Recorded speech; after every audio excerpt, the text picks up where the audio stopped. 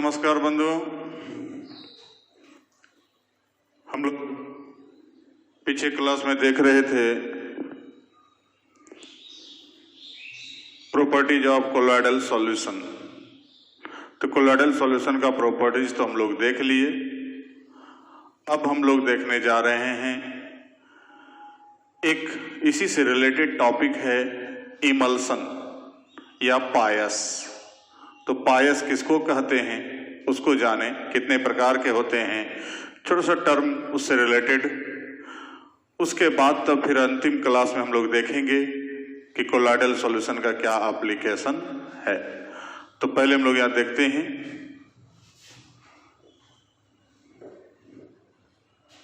Emulsion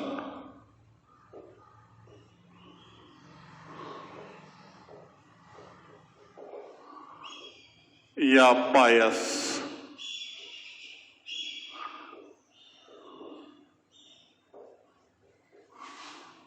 तो कहते हैं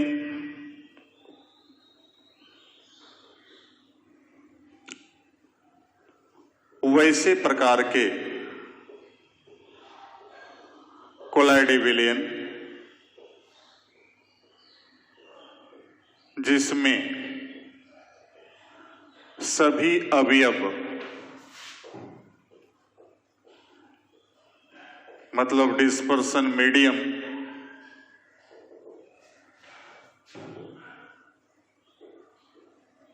तथा डिस्पर्स्ड फेज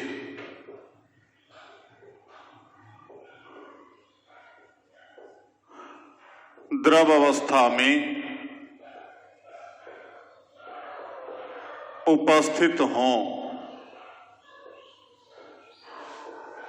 उसे पायस कहा जाता है।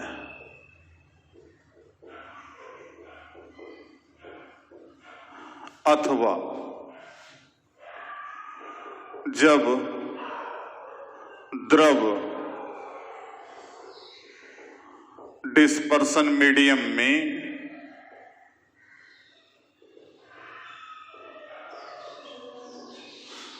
द्रव डिस्पर्स्ड फेज को घुलाया जाता है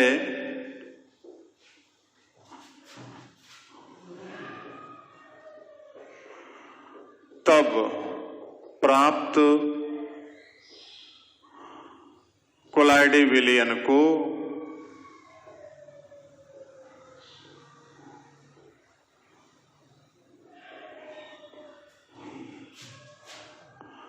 इमल्सन कहा जाता है।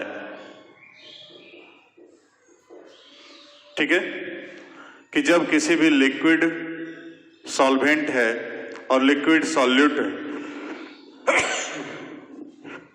तो उसमें यदि हम लोग एक दूसरे को घुलाते हैं तब जो भी सॉल्यूशन प्राप्त होता है, जो भी कोलॉइडल सॉल्यूशन प्राप्त होगा उस सॉल्यूशन को कहेंगे इमल्सन या पायस। ठीक है।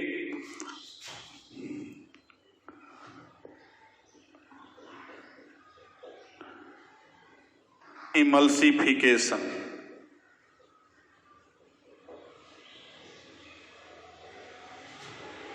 पायसीकरण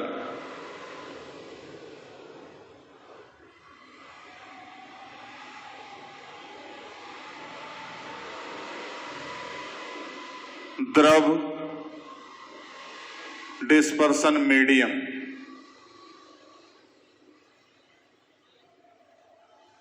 तथा द्रव डिस्पर्स्ड फेज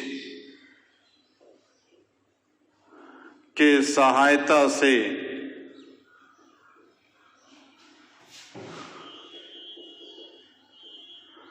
पायस के निर्माण की प्रक्रिया को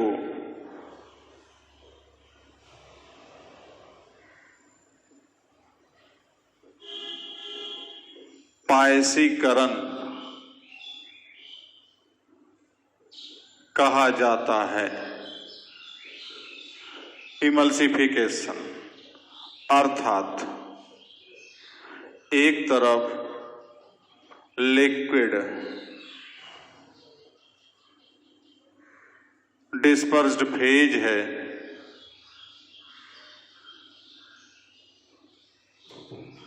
प्लस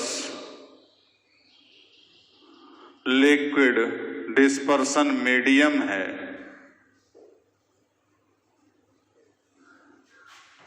अब यहां बना रहे हैं इमल्सन। तो लिक्विड डिस्पर्स्ड फेज को जब लिक्विड डिस्पर्सन मीडियम में घुलाते हैं तो बनता क्या है? इमल्सन। और यह प्रोसेस कहलाएगा इमल्सिफिकेशन, पायसीकरण। तो यहां पायस बन रहा है और यह प्रोसेस हो गया पायसीकरण। पायस बनने की प्रक्रिया को क्या कहते हैं हम लोग? पायसीकरण। तो थोड़ा सब टर्म है, ऑब्जेक्टिव में भी पूछता है, सब्जेक्टिव में भी पूछता है कि पायसीकरण किसे कहा जाता है। तो हम लोग कहेंगे कि द्रव जो है डिस्पर्स्ड फेज को जब द्रव डिस्पर्सन मीडियम में घुला करके कोलाइडी विलयन जब तैयार करते हैं तो उस कोलाइडी विलयन को कहते हैं पायस, और इसके निर्माण की प्रक्रिया को क्या कहते हैं हम लोग? पायसीकरण। तो जिस विधि से बनाते हैं वो पायसीकरण होगा, और जाकर के जो है कि हमको ये प्रोसेस क्या कहलाएगा? पायसीकरण कहलाएगा। ठीक है,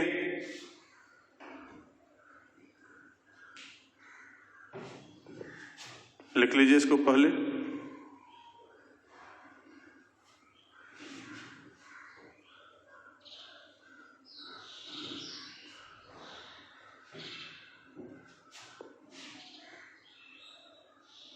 हो गया। इसका एग्जाम्पल भी जस्ट देखते हैं।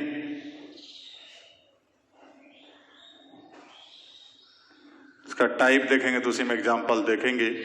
बहुत सारा पायस का इस्तेमाल हम लोग करते हैं, पहचानते नहीं हैं कि यही पायस है, यही इमल्सन है। बचपन से बहुत बार यूज कर चुके हैं।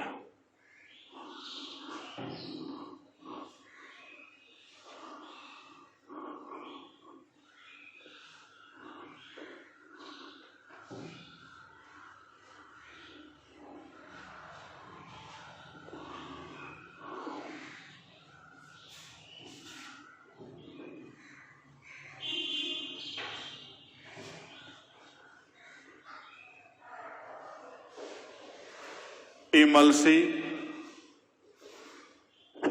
एजेंट, हिंदी में बोलते हैं पायसी कारक।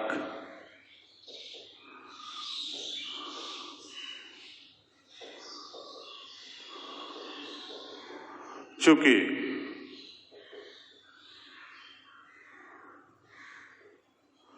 तैलीय पदार्थ मतलब जो ये भी द्रव है, जल में घुलनशील नहीं होते हैं,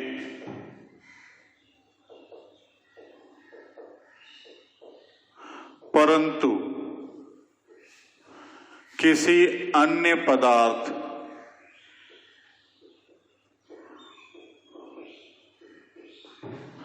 के उपस्थिति में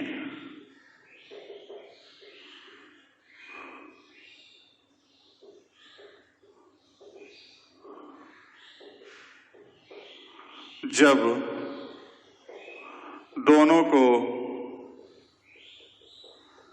एक दूसरे के साथ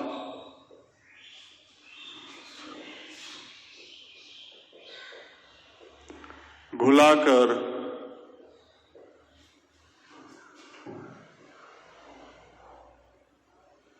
पायस तैयार किया जाता है,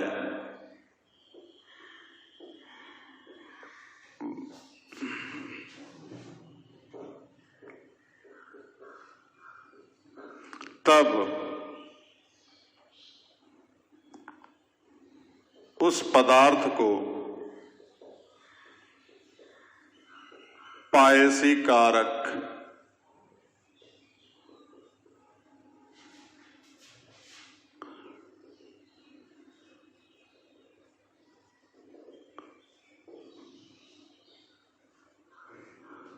emulsifying agent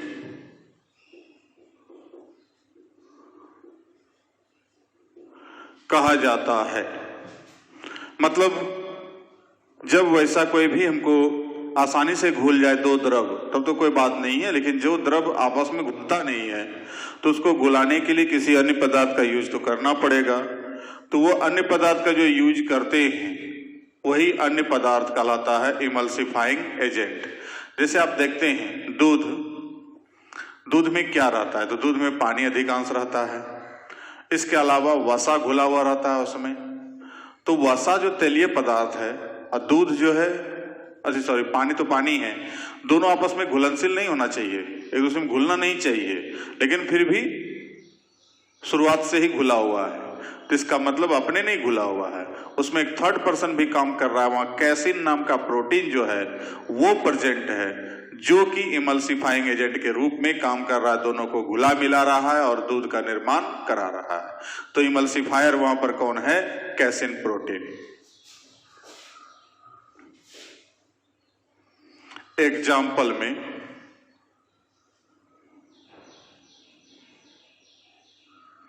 water plus fat in the presence of casein protein,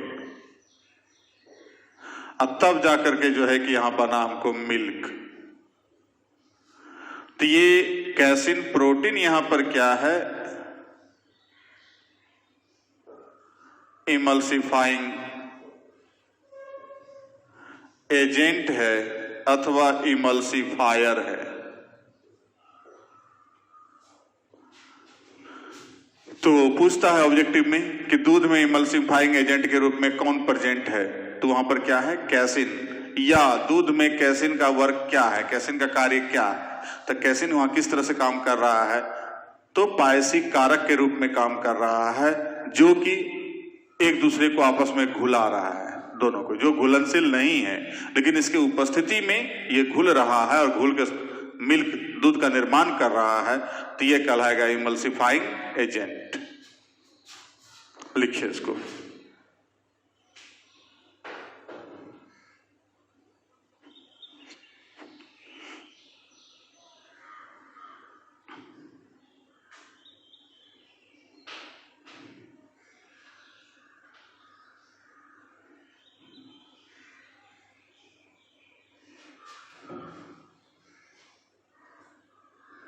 इसी प्रकार से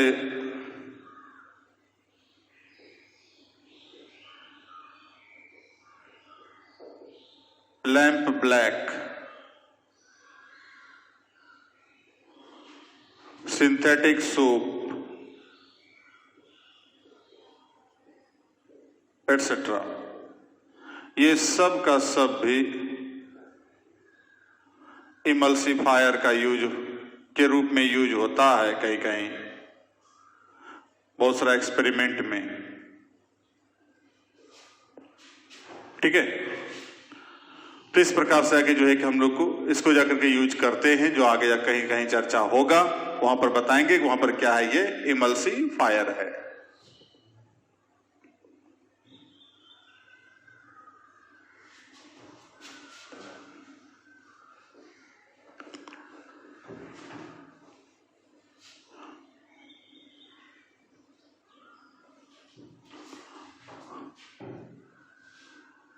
अब एक टॉपिक और देखते हैं, तब उसका टाइप देखेंगे।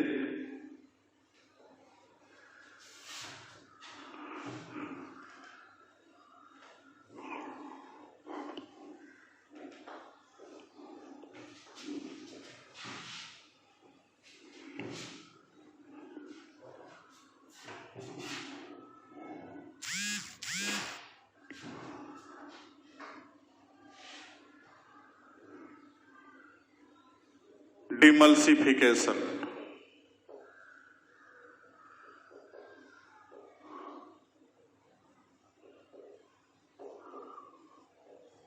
विपायसीकरण,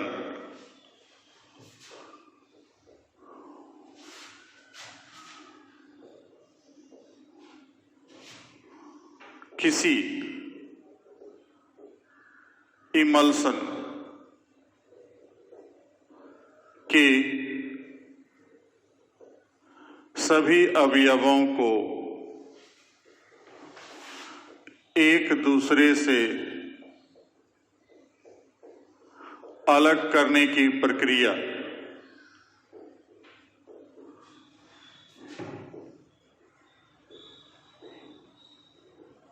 को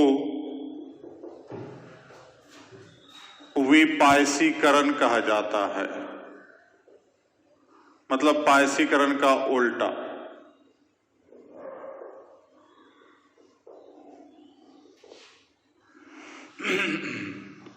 अर्थात कि इमल्सन है, अब इसका dispersion medium, liquid dispersion medium plus liquid dispersed phase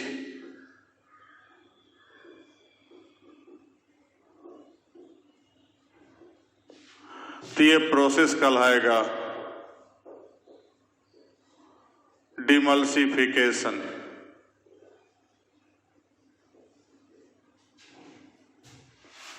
ये घटना कहलाएगा डिमल्सिफिकेशन कि जब उसका जो है डिस्पर्सन मीडियम और डिस्पर्स्ड फेज दोनों क्या हो जाए, जाके हमको सेपरेट कर रहे हैं, एक दूसरे से अलग कर रहे हैं, तो इमल्सिफिकेशन का उल्टा। इमल्सिफिकेशन में बनाना है और इसमें दोनों को क्या करना है, अलग करना है।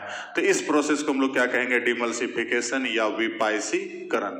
अर्थात इमल्सिफिकेशन का व्युत्क्रम हो गया, उल्टा हो गया, अपोजिट हो गया, तो विपरीतार्थक शब्द हो गया दोनों एक दूसरे का। ठीक है।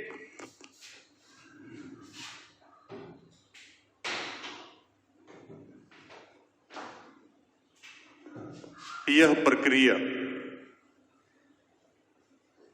निम्नांकित तरीके से संपन्न कराया जा सकता है।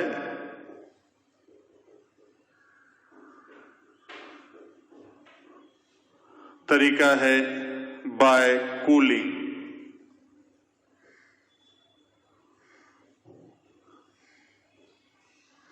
कुछ पायस को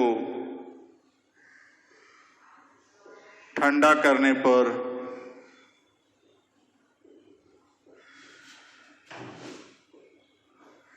विपायसीकरण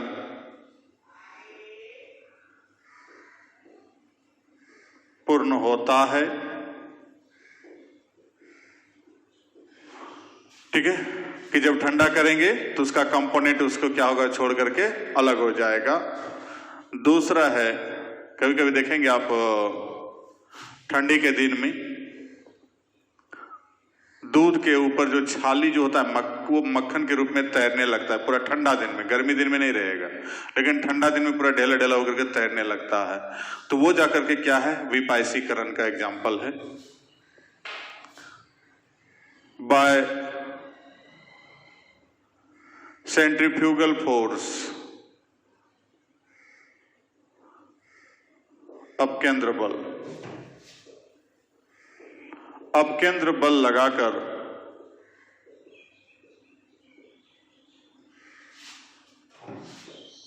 दूध से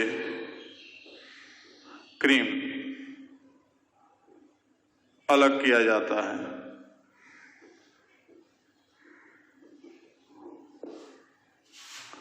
इसके अलावा और भी तरीका है।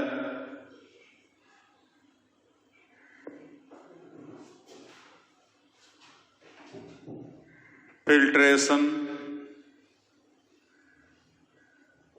बॉयलिंग,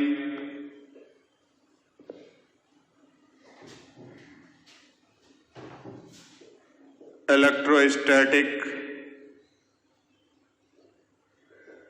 सेपरेशन, इसके अलावा केमिकल मेथड्स,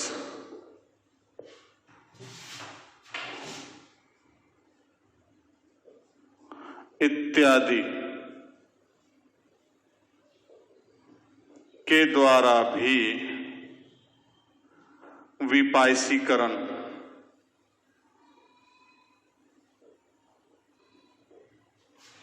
पूर्ण किया जाता है।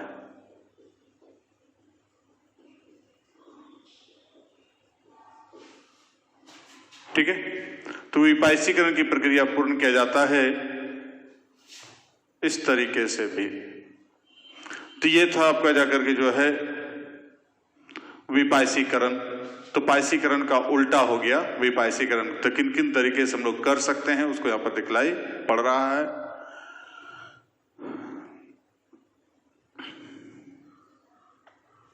लिख लिए। अब हम लोग देखते हैं टाइप।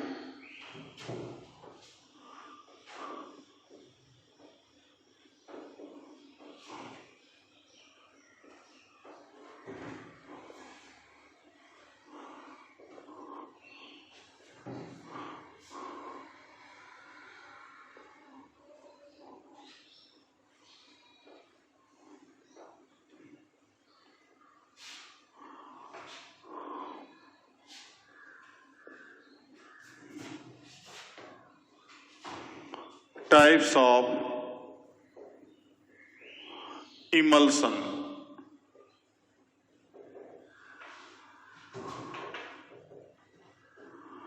इसे दो भागों में बांटा गया है।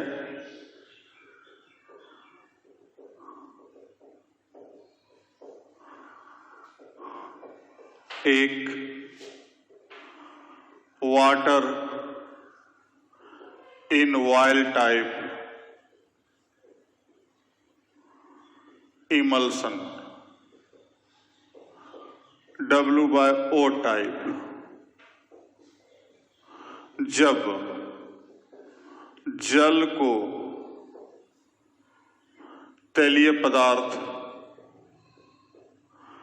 या वसा में घुलाया जाता है तब प्राप्त पायस को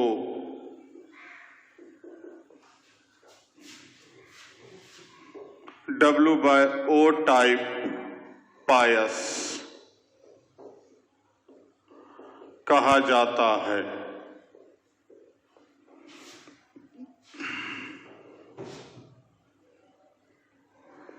एग्जाम्पल बटर, चीज, पनीर।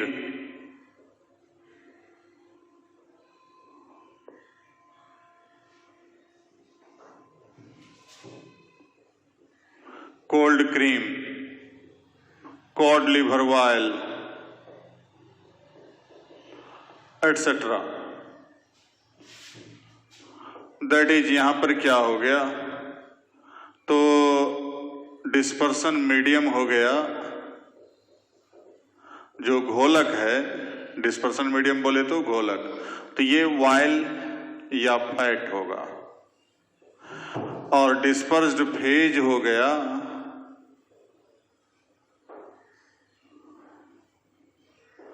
वाटर, घोल्य। तब बना W/O टाइप इमल्सन।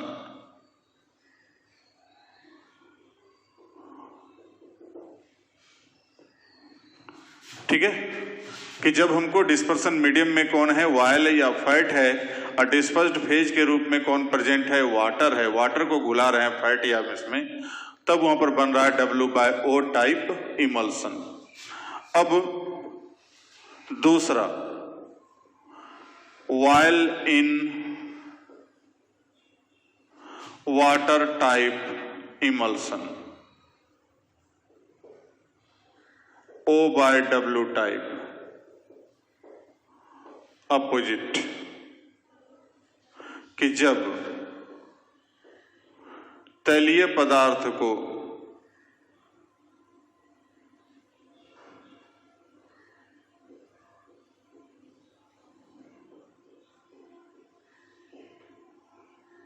जल में घुलाकर पायस बनाया जाता है,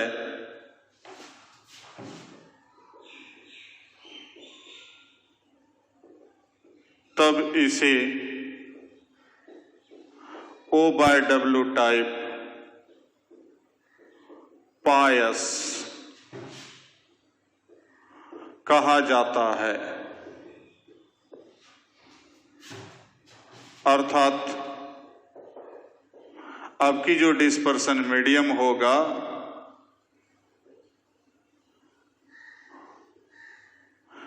वाटर होगा और इसमें डिस्पर्स्ड फेज होगा घुल्य वसा होगा, मतलब फैट और वाइल तेल। तब जो बनेगा O/W टाइप इमल्सन। ठीक है, उसका अपोजिट, यहां डिस्पर्स्ड फेज वाटर था, यहां डिस्पर्स्ड फेज फैट है, यहां डिस्पर्सन मीडियम फैट था, यहां डिस्पर्सन मीडियम क्या है, वाटर है। जल में घुला रहे हैं। एग्जाम्पल में तो आपका फेवरेट चीज है बहुत, मिल्क, वैनिशिंग क्रीम,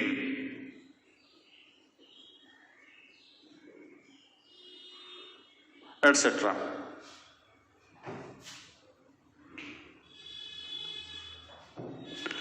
तो ये है टाइप इसका, एक है W/O टाइप और दूसरा है O/W टाइप।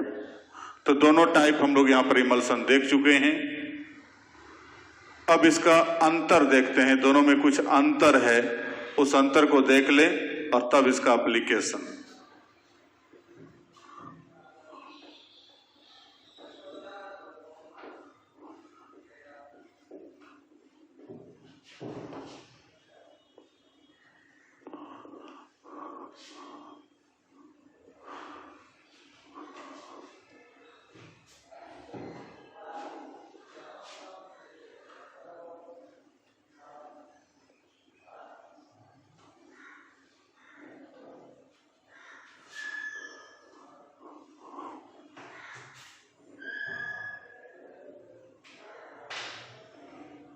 Differences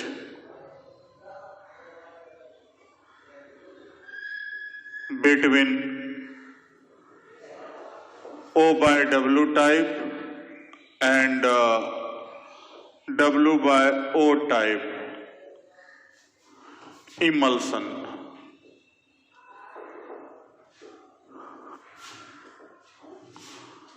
एक तरफ कैरेक्टर्स,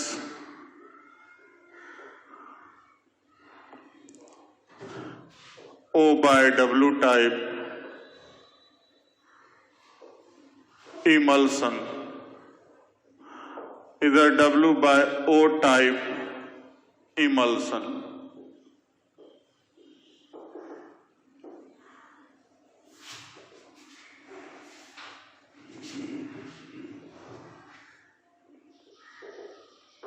विस्कोसिटी, श्यानता,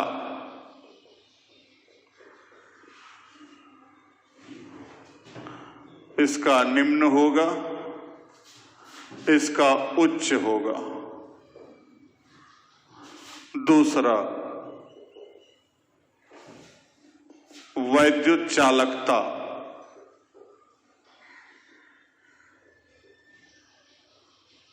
कंडक्टिविटी,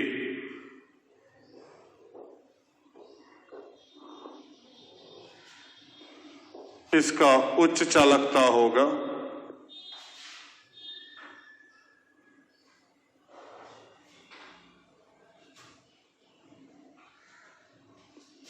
और इसका निम्न होगा।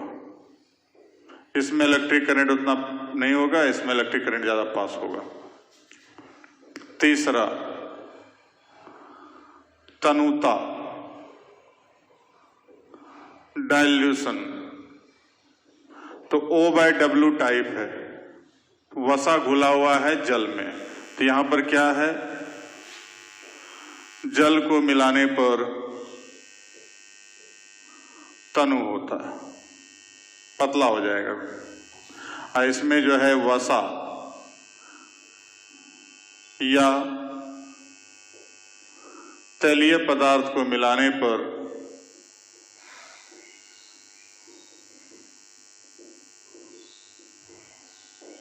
तनु विलयन बनाता है। हल्का सा अंतर है। और चौथा die test.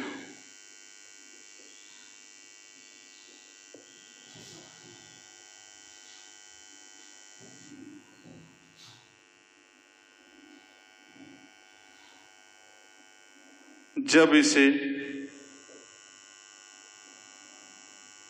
Vial soluble die पर डाला जाता है तब इसका ड्रॉपलेट जो बूंद होगा इसका रंगीन हो जाता है।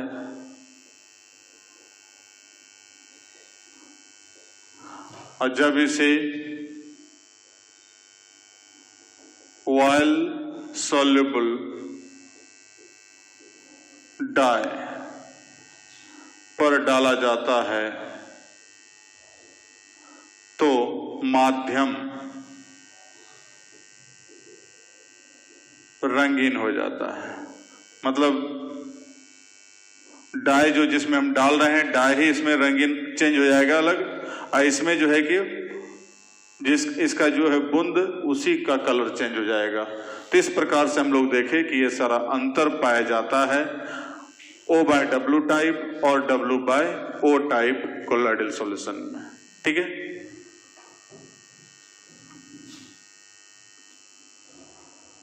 लिख लिए।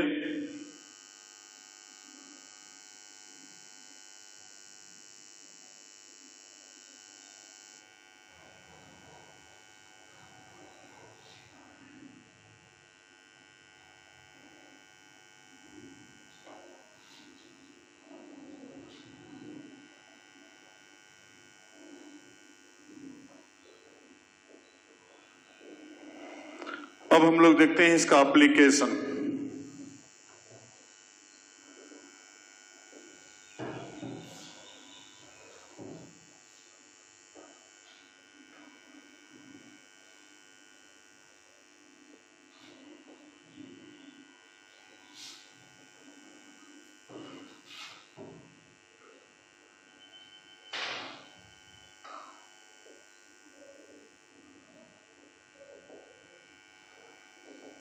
Applications of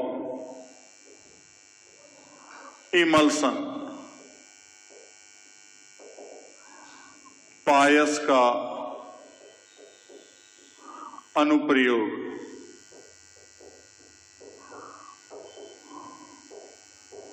इसका अनुप्रयोग निम्नांकित कार्यों में किया जाता है।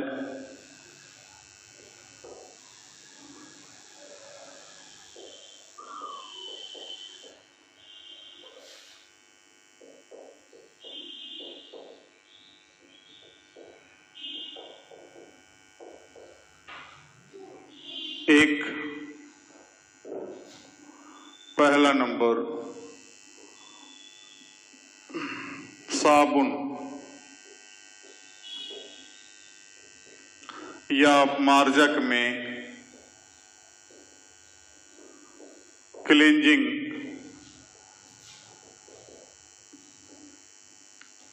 एजेंट के रूप में।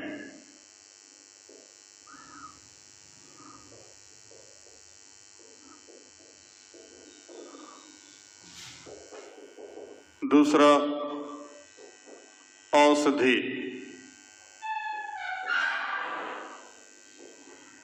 जैसे यहां पर है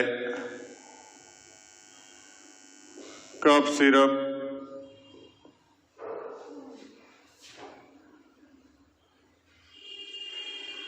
कोड लिवर वायल इत्यादि के रूप में। तीसरा है भोज्य पदार्थ, जैसे बटर, चीज, मिल्क, जैम इत्यादि के रूप में।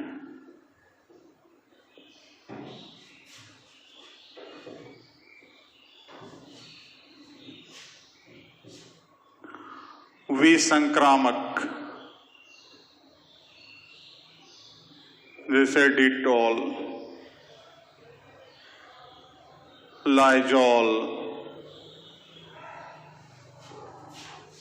के रूप में संक्रमण फैलाने वाले से रोकने के लिए।